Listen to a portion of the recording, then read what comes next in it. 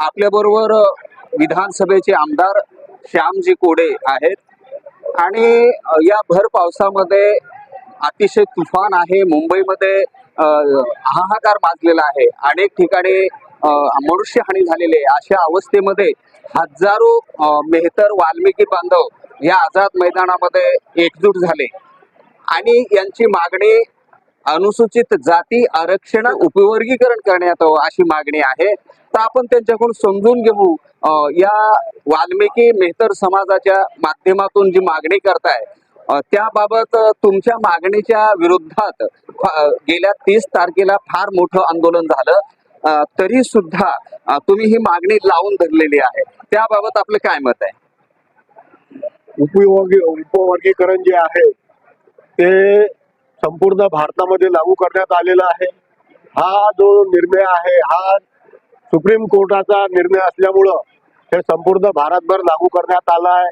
हरियाणा, आंध्र प्रदेश, कर्नाटक अशा बऱ्याचशा राज्यामध्ये उपवर्गीकरणाचं लागू करण्यात आलेलं आहे.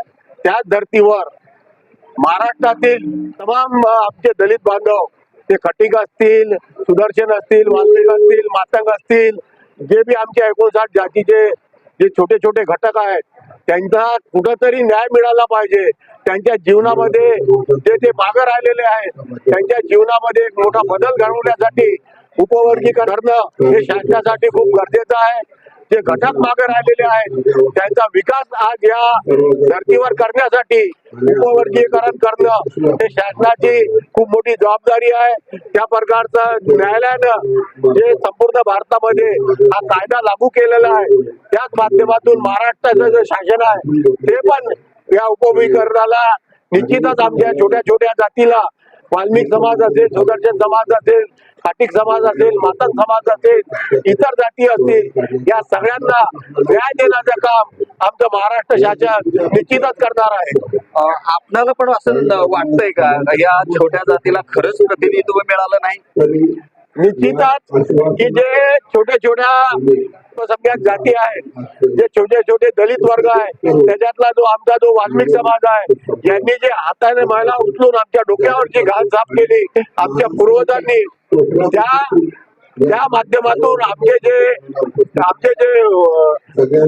पुत्र असतील, आमचे जे नातू असतील ते या प्रवाहामध्ये कुठेतरी खूप मागे राहिलेले आहेत. शिक्षणाचा असेल, उद्योगाचा असेल, नोकरीचा माध्यम असेल, या सगळ्यामध्ये हा आमचा समाज खूप मागे राहिलेला आहे.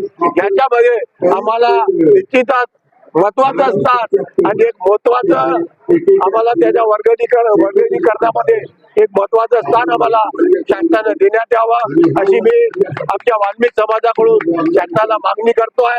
आणि या धरणे आंदोलनाला आमच्या विविध संघटनेने, आमच्या विविध पदाधिकाऱ्यांनी याच्यामध्ये जो उत्साह दाखवला निश्चितच त्याचा फायदा आपल्याला येणाऱ्या भविष्यामध्ये झाल्याशिवाय राहणार नाही.